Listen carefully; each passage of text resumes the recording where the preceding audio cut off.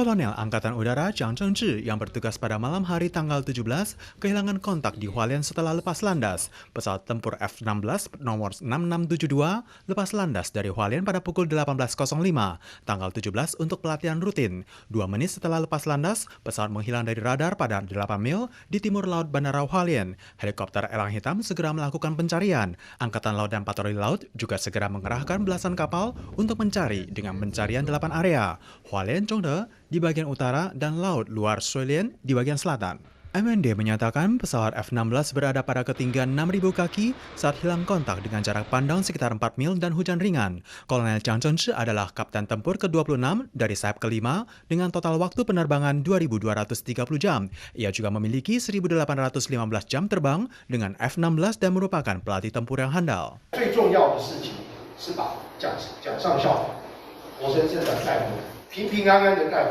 Pesawat tempur telah hilang kontak lebih dari 10 jam. Jejak pesawat masih belum ditemukan hingga tanggal 18 sore. Pencarian masih terus berlanjut. F-16 adalah pesawat tempur utama dengan jumlah terbesar di Tentara Nasional Taiwan yang dibeli dari Amerika pada tahun 1992. Setelah pesanan pesawat pertama tiba di Taiwan pada tahun 1997, hingga kini telah bertugas lebih dari 20 jam. Bersama dengan insiden tanggal 17, total kecelakaan pesawat mencapai 8 kasus di Taiwan. Industri pertanian Taiwan kekurangan pekerja. PMA sektor pertanian tahap pertama mulai diizinkan masuk ke Taiwan untuk bekerja. Asosiasi Pertanian Menung Kaohsiung telah merekrut 9 PMA asal Thailand untuk bekerja sebagai pemetik daun water snowflake. 因为你第一天来不适应嘛，他做的工作是会不适应，所以说我现在他慢慢的在进步。他现在他一个钟头可以把30几斤了。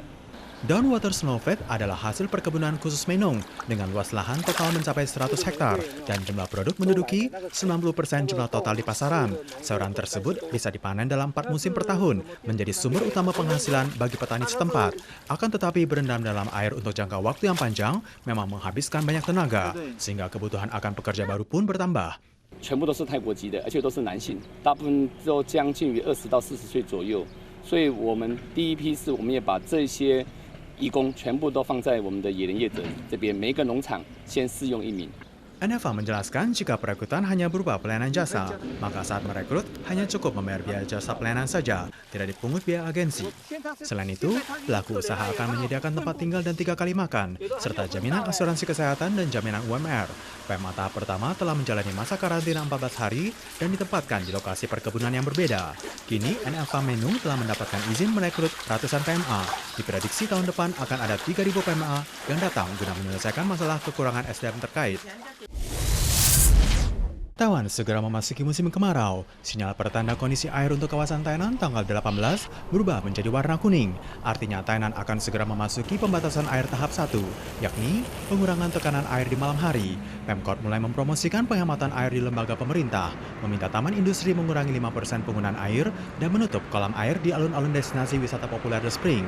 Wali Kota Tainan Hong Wei-chen mengemukakan, dihitung dari penggunaan air sebanyak 950.000 ton per hari, level cadangan air di Waduk Nanhua hanya cukup untuk 2 bulan. Kalau penggunaan air dalam pencegahan pandemi dan pemadam kebakaran turut diperhitungkan, warga Tainan harus lebih hemat dalam menggunakan air mulai saat ini juga. Sementara perihal pembatasan air penggunaan pertanian di kawasan Chai dan Nantou untuk periode 1 tahun ke depan akan diputuskan oleh pemerintah pusat sebelum akhir November.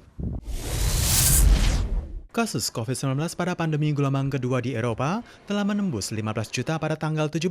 Perancis yang telah menerapkan isolasi nasional untuk kedua kalinya menjadi negara pertama di Eropa dengan jumlah kasus melebihi 2 juta dan negara dengan kasus terbanyak keempat di dunia setelah Amerika, Brasil, dan India. Meskipun pusat perbelanjaan penuh dengan suasana Natal, Menteri Kesehatan Perancis tidak dapat menjamin perayaan Natal tahun ini akan sama dengan tahun-tahun sebelumnya.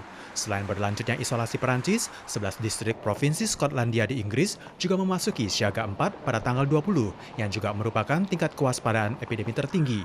Toko non-primer ditutup selama 3 minggu. Negara tetangga Austria juga menerapkan isolasi nasional untuk kedua kalinya per 17 November. Warga dilarang keluar selain untuk bekerja, berobat, atau berolahraga. Toko non-primer juga dilarang dibuka.